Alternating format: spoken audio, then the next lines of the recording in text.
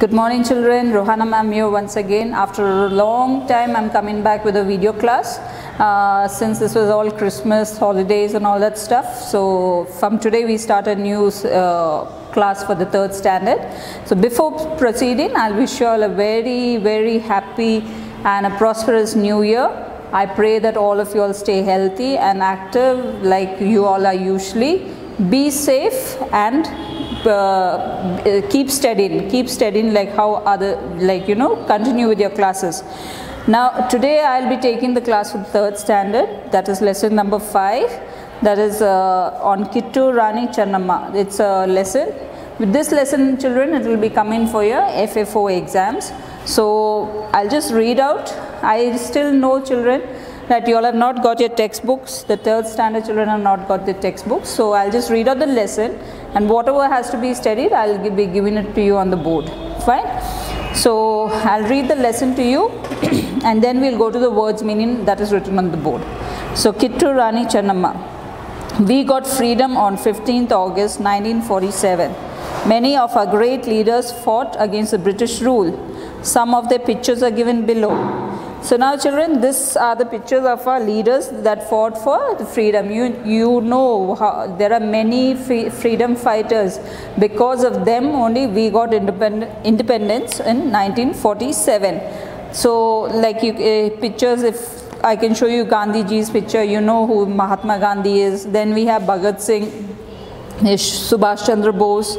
Then we have Lala Lajpat Rai. We have many freedom fighters who had given their lives for the independence or freedom of India, because India was under British rule. So that is the thing that they are saying. Many of our great leaders fought against the British rule. So in this big list of freedom fighters, we have another very brave queen. She is Rani Channamma, Kittur Rani Channamma. She too fought for India against the Britishers. I'll just read the story out to you. Rani Channamma was born in 1778. She was the daughter of Dullappa Gowda, a Desai of Kakati village of Belagavi. Her mother Padmavati was a pious woman. Channamma was brought up with love and care. She learned Urdu and Marathi along with Kannada when she was young. She read epics like the Ramayana and the Mahabharata. So basically they are telling where she was born. So she was born in 17th century, 1778. She was the daughter of Dullappa Gowda, a Desai of Kakati village of Belagavi. So they are telling about what's her father's name and what's her mother's name, and she was a very pious lady. The mother was a very pious. Pious means a very religious person who keeps praying always. Channamma was brought up with a lot of love and care, and she learned to speak in Urdu and Marathi.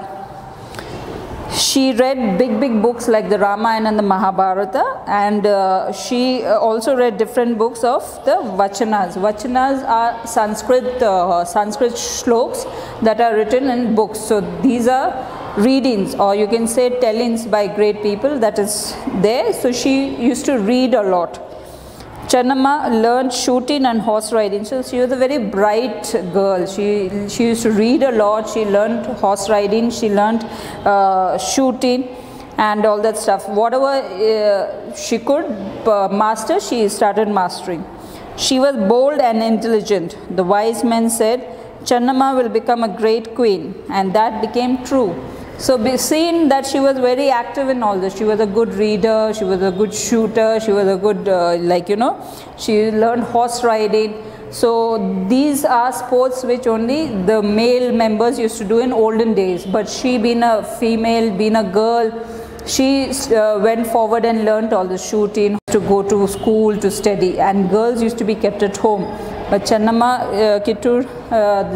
Rani Channamma was a very brave, very bold, intelligent child, female girl child, who took forward in doing many things that boys could do. Once a tiger appeared near the Kakati village forest area. The tiger was troublesome to the farmers. He would destroy their crops. At that time, Malas Raja, the king of Kittur state, had come to Kakati. The people came to meet him. They requested Malas Raja to drive out the tiger. So what happened was, one day, means in their village, in the Kakati village, there was a tiger which came into the village from the forest.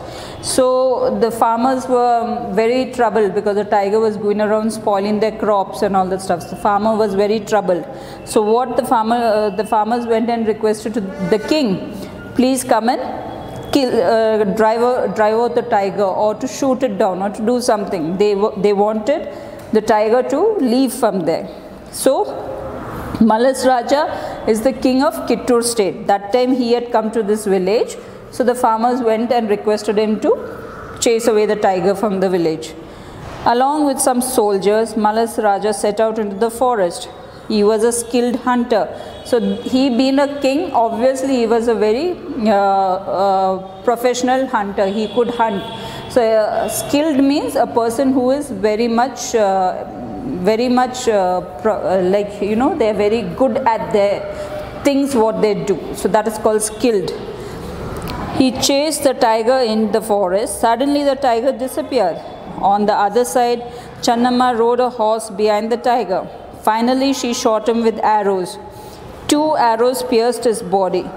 Channamma had killed the tiger before Malas Raja came to the spot. So when he was chasing this tiger, when this king was chasing the tiger, suddenly the tiger disappeared into the forest, and the king was looking for it. And suddenly he saw that Channamma, this lady, was riding on the horse, and she took a bow and arrow and shot the tiger. So she shot the tiger with 2 arrows. So the tiger immediately died in the spot. Channamma had killed the tiger before Malas Raja came to the spot. What a brave lady! Malas Raja praised her bravery.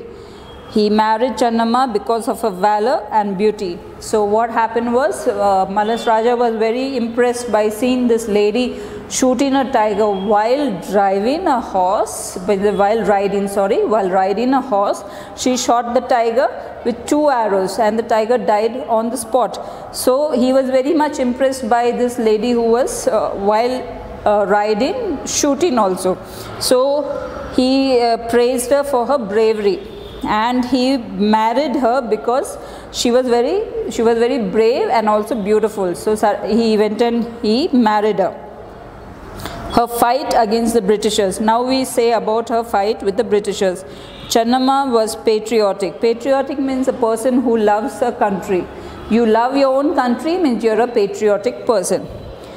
She loved her country the most. The British attacked Kittur Fort in 1824.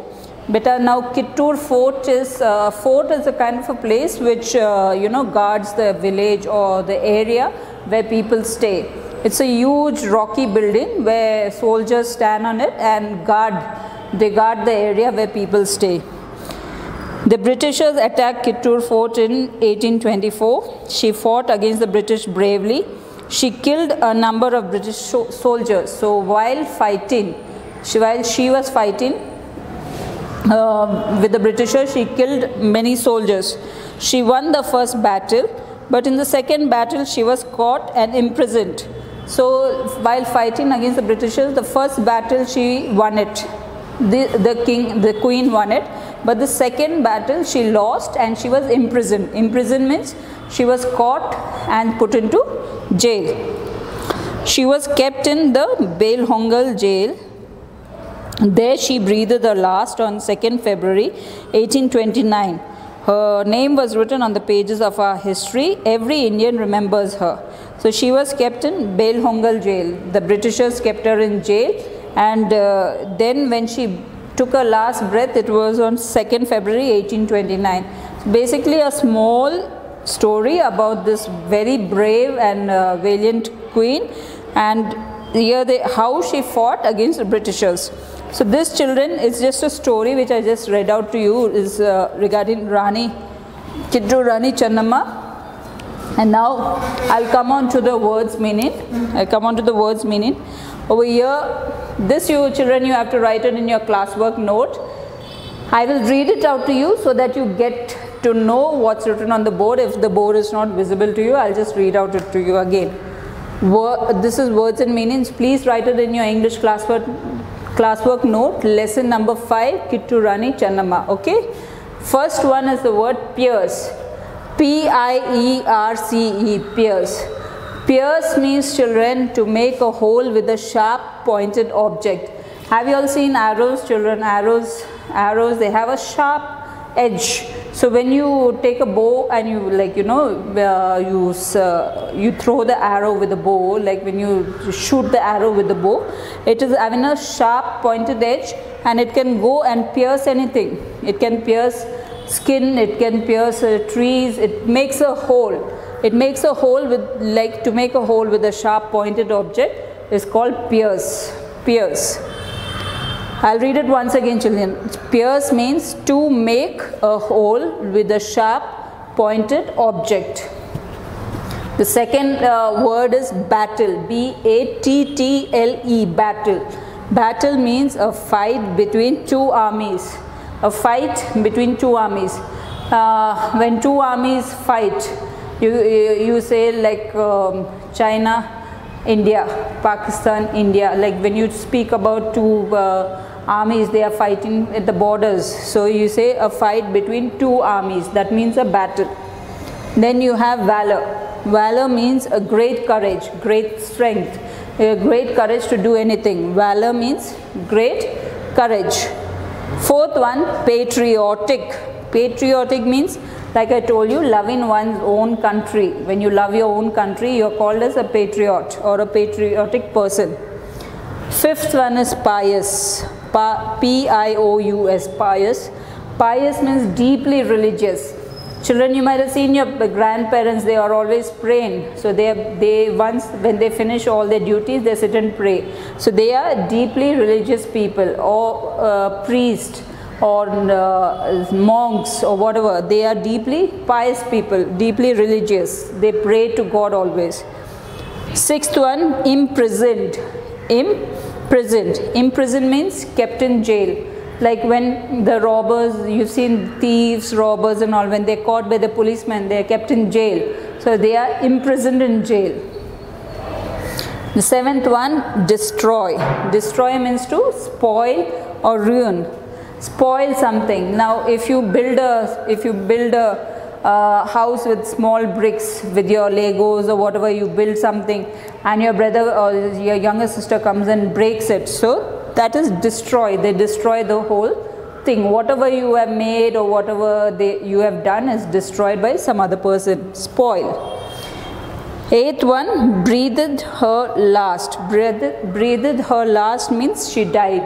In this lesson, when Rani Chennamma breathes her last means she died. Ninth one, disappear. Disappear means pass from sight, means they just vanish. You can't see them again. So it's pass from sight. So children, these are 9 words meaning. I would like you to write it in your classwork note and take a picture and send it back to Rohana ma'am. I'll check it in my WhatsApp number and get back to you. Don't only write it, sit and learn these words meaning also. They will be coming for your FA4 exams. Fine children, do this and send the homework to Rohana ma'am. And in the next class, I will continue with the question answers of the same lesson. Thank you.